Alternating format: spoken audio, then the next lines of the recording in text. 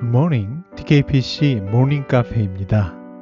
요즘 아침마다 아이들의 도시락을 싸주고 있는데요. 원래 9월에는 그냥 일반적인 도시락을 쌌습니다. 약간 은박으로 아주 약한 보온 기능이 있는 그 정도. 이게 그냥 보통의 도시락통에다가 도시락을 싸줬는데요. 근데 10월부터 날씨가 조금씩 추워져서 요즘은 주로 이제 완전히 보온이 되는 보온병 같이 생긴 큰 보온병 같이 생긴 그 보온 도시락을 싸주고 있습니다. 뭐 이게 마이크로웨이브가 있는 곳이면 전자레인지가 있는 곳이면 그냥 일반적인 도시락을 싸줘도 이렇게 덮여서 먹으면 되는데 학교에서는 그 인원이 마이크로웨이브 사용할 수가 없으니까 이제 도시락이 식으면 맛이 없어지지 않습니까? 분명히 같은 반찬과 밥을 넣어놔도 날이 추우면 이게 보온 도시락이냐 일반 도시락이냐에 따라서 이게 점심 때 먹을 때 맛이 완전히 달라질 수가 있습니다. 우리 모닝카페가 보온병을 준비하는 이유이기도 하죠. 추워지는 날씨 속에서 하나님의 말씀을 든든히 보온병에 넣으셔서 아니면 보온 도시락에 넣으셔서 점심 때까지 또 저녁 때까지 밤에 주무시기 전까지 하나님과 동행하시는 여러분들이 되시기를 바라면서요. 오늘 새벽 카페를 시작해 봅니다. 오늘 말씀을 보면요. 그야말로 긍정적인 이미지들이 모두 모여 있습니다. 여러분 한번 보실까요? 1절에 보시면 무엇이 나옵니까? 익숙한 지명이 나옵니다. 바로 에벤 에셀입니다. 어디서 많이 들어보신 것 같지 않으세요? 여러분 이 에벤 에셀이 무슨 뜻입니까? 제가 모닝카페 처음 시작하던 날 9월 첫 번째 날에 우리 김요한 목사님의 고별 설교를 요약해 드릴 때 월요일 날 제가 말씀드렸던 기억이 나네요.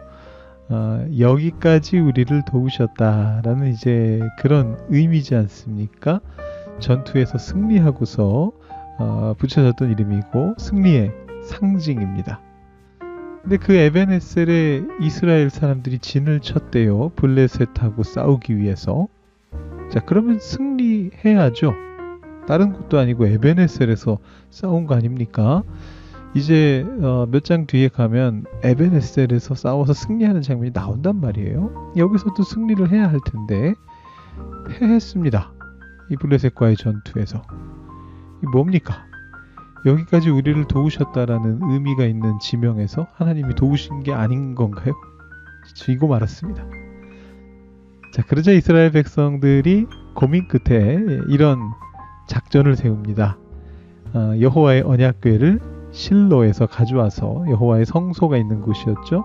엘리가 있는 곳이고 사무엘이 있는 곳인데 이 실로로부터 여호와의 언약궤를 가져와서 전쟁 때 우리 가운데 있게 하면 하나님께서 우리를 보호해 주실 것이다 라는 그런 생각을 가지고 언약궤를 이렇게 모셔옵니다. 의도가 참 좋습니다. 그죠? 그래서 이 하나님의 언약궤와 제사장들이 이스라엘 진영 안으로 들어왔습니다. 긍정적인 거죠. 이것도 굉장히 긍정적인 이미지입니다. 모세와 여호수아 시대에 언약궤가 앞서가면 뭐 전투에서 승리하고 요단강 물이 끊어지고 여리고성이 무너지고 그랬잖아요. 이 언약궤라고 하는 것은 하나님의 임재를 상징하는 것이기 때문에 특히 이 고대 사회에서 하나님의 임재는 전투의 승패를 좌우할 수 있는 것이거든요. 모세가 손을 들어 올리면 하나님께 그 전투를 승리하게 되고 모세가 팔을 떨어뜨리면 전투에서 지는 것 같은 바로 그 상징적인 상황들입니다. 그렇기 때문에 이 언약궤가 실로의 하나님의 성소로부터 나와서 전투 한복판에 들어왔다. 무슨 의미입니까? 이건 역시 승리의 상징입니다. 게다가 5절을 보시면 이 언약궤가 들어올 때에 큰 함성이 울려 퍼졌습니다. 이스라엘 진영 안에서. 군대에 사기가 올랐던 거예요. 반대로 블레셋 사람들은 이 함성 소리를 들으면서 두려워했습니다. 언약궤가 왔나 보다. 광야에서 애굽을 탈출할 때에 하나님이라는 저쪽의 신이 얼마나 놀라운 일을 했는지 우리도 듣지 않았느냐 이러면서 아주 사기가 뚝 떨어졌습니다. 자, 우리 쪽 군대는 사기가 오르고 적군 군대가 사기가 떨어졌다. 그러면 그거는 승리의 필수 요소죠.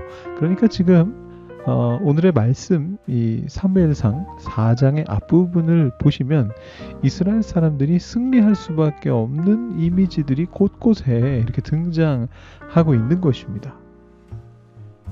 근데 이 성경이요, 마치 현대에 유행할 문학적 기법을 알고 있었나 봐요. 마치 그런 느낌으로 반전을 주는데, 여러분 이런 기법이 있거든요. 반전 기법 중에 들어보신 적이 있는지 모르겠습니다. 플래그를 세운다 라는 표현이 있어요. 한국식 표현인데 영어로는 정확히 뭔지는 모르겠습니다. 이게 플래그가 아마 깃발이라는 뜻이 아닌가 싶은데, 플래그를 한국식으로 써놓은 게 아닌가 싶은데, 이 플래그를 세운다 라는 건 무슨 얘기냐 하면요, 사실 예시로 드는 게 제일 정확하죠. 예를 들어서 전쟁 영화 같은 거 여러분 보신다고 한번 상상해 보세요. 주인공의 아주 가까운 동료가 이제 거의 결말부 근처로 와가지고 중요한 전투를 이제 앞두고 있습니다. 이제 이 전투에서 승리하면 영화가 끝날 것 같은 그런 분위기예요. 주인공 측의 승리로. 근데 이 주인공의 가까운 동료가 항상 이 중요한 전투를 앞두고서 꼭 무슨 가족들을 떠올리면서 이런 말을 주인공한테 하는 거예요. 나 이 전투만 끝나면 나 전역할 거야. 딸내미 만나러 갈 거야. 와이프 만나러 갈 거야. 날 위해 기도해줘. 이런 말을 꼭 한다는 겁니다. 전쟁 영화마다. 근데 그러면 100이면 100 그 사람은 그 전투에서 사망한다는 거죠. 그러니까 미리 플래그를 세워놓고 죽을 거라는 그 어떤 표지를 세워놓고 나는 이번 전투만 끝나면 살아서 돌아가서 가족들 만날 거야. 이래 놓고는 정작 이제 전개가 되다 보면은 이 사람이 총에 맞아서 죽는다거나 이런 일이 벌어지는 거예요. 그래서 이제 주인공한테 이제 눈물 콧물 빼면서 가족 사진 이렇게 막 전달해 주면서 우리 가족에게 내 말을 전해줘 이제 이러면서 영화가 진행이 보통 된단 말입니다. 그래서 이게 일종의 영화적인 클리셰라고 하는 거예요. 소설이나 영화 같은 데서 사용하는, 흔하게 사용하는 어떤 방법, 반전 방법인데, 이런 상황들이 이제 반복되다 보니까 사람들이 그런 표현을 씁니다. 저 사람 플래그 세우고 있구나. 자기가 곧 죽을 거라는, 곧 망할 거라는 신호를 지금 보내고 있구나. 이렇게 생각을 하고 그렇게 표현을 합니다. 근데 오늘 말씀이 약간 그런 느낌이에요. 지금 겉으로 볼 때는 굉장히 긍정적이거든요. 승리의 상징들이 대거 등장했단 말입니다. 에베네셀, 하나님이 도우셨고요. 승리의 상징, 언약궤가 왔고요. 함성도 울려 퍼졌고요. 여러분 이 함성도 생각해 보시면 바로 얼마 전에 이 사무엘 시대보다 조금 앞에 사사 시대 때 기드온의 300용사도 큰 함성을 지르고서 대군을 무찔렀잖아요. 더 전으로 거슬러 올라가면 여호수아 때도 큰 함성을 지르니까 여리고 성벽이 무너졌죠. 자, 그렇게 함성까지 울려 퍼졌고 그 와중에 블레셋 군대는 사기가 떨어졌고, 자 그러면 이거 승리해야 될 것 같은데 이게 일종의 플래그였던 거죠. 놀랍게도 완패합니다. 얼마나 완패했습니까? 10절 11절에 보시면 승리의 상징들은 모조리 박살났고요. 하나님 궤는 빼앗겼고 엘리의 두 아들 제사장이었죠. 홈리와 비느하스는 죽임당했고 죽은 자들이 너무나 많아서 사륙이 심히 크다라고 표현될 정도였습니다. 이 언약궤를 가져오기 전에 에베네셀 전투에서 4,000명이 죽었거든요. 근데 이 전투에서는 3만 명이 죽었습니다. 거의 10배 가까이 되는 7, 8배가 되는 그런 인원이 죽었습니다. 그야말로 대패했습니다. 도대체 뭐가 문제였을까요? 이 정도 승리의 상징이 쌓여 있으면 하나님께서 체면 생각하셔서라도 이거 승리하게 해주셔야 하는 거 아닙니까? 바로 이 질문에 오늘 묵상의 포인트가 있습니다. 하나님은 그런 거 잘 안 따지세요. 우리의 계산대로 움직이지 않으십니다. 하나님은 당신의 주권적인 결정에 의해서 행동하시는 분이세요. 물론 우리가 하나님의 뜻에 성실히 따르려고 애씀으로써 무언가 하나님께서 우리를 위한 결정을 내려주시도록 이렇게 요청하고 또 유도하고 그럴 수 있겠죠. 그렇다 할지라도 그 결정을 최종적으로 내리시는 분은 하나님이십니다. 우리는 하나님의 그 결정권에 조금도 관여할 수가 없다라는 것이죠. 이스라엘 백성들의 문제는 철저하게 자기들 중심적으로 하나님 뜻을 이해하려고 했다는 것입니다. 그들은 이민족인 블레셋과의 전투에서 그들이 당연히 이길 것이라고 굳게 믿었습니다. 그래서 하나님께 질문하기보다는 하나님의 뜻을 지레짐작하고서 언약궤부터 호출한 것입니다. 이걸 조금 더 나쁘게 표현한다면요. 자신들의 이익을 위해서, 자신들의 판단을 위해서 하나님을 이용한 것입니다. 하나님의 뜻을 도용한 것입니다. 하지만 그 결과가 무엇이었습니까?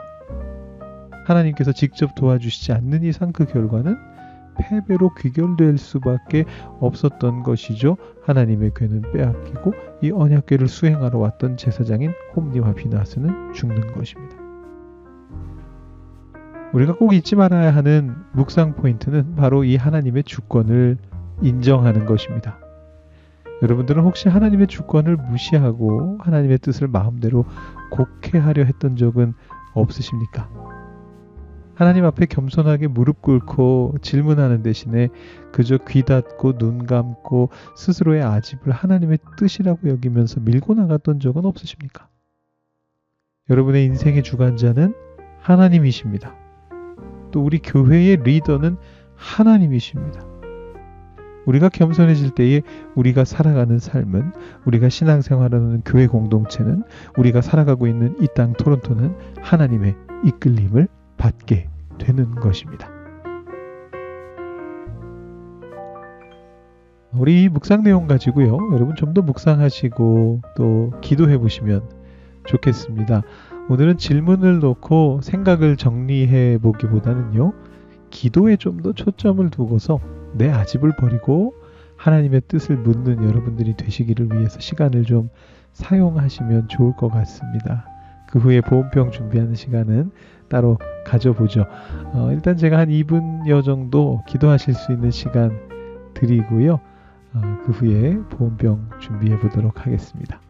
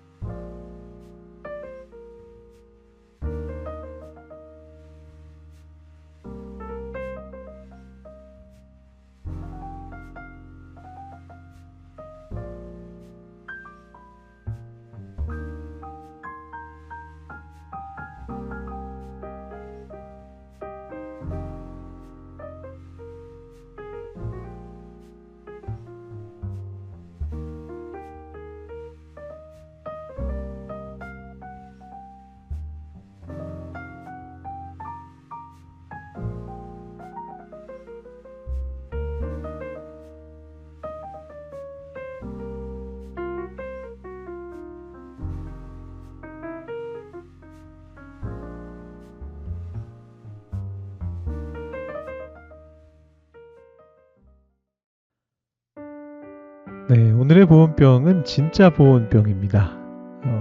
따뜻한 온기라고 해도 좋겠네요. 하나님의 음성을 듣고 그 음성대로 살기 위해서 애쓰고자 하는 마음, 그 마음을 여러분의 마음속 깊은 곳에 잘 보존해 두십시오. 하나님께서 이렇게 말씀하십니다. 요한일서 1장 6절부터 7절까지 말씀입니다. 만일 우리가 하나님과 사귐이 있다 하고 어둠에 행하면 거짓말을 하고 진리를 행하지 아니함이거니와 그가 빛 가운데 계신 것 같이 우리도 빛 가운데 행하면 우리가 서로 사귐이 있고. 빛 가운데서 따뜻한 온기를 품고서 그것을 행하기 위해서 애쓰시는 여러분들이 되실 수 있기를 바랍니다. 오늘은 앞에서 기도하는 시간 가졌기 때문에요. 제가 따로 아침 기도는 안 하고요. 지금부터 한 1분여 음악을 더 틀어드릴 테니까 여러분 더 묵상해 보시고 여러분들께서 마무리 기도하시고 오늘 새벽 시간 마치시기 바랍니다. 주님과 함께 따뜻한 목요일 맞이하시기 바랍니다.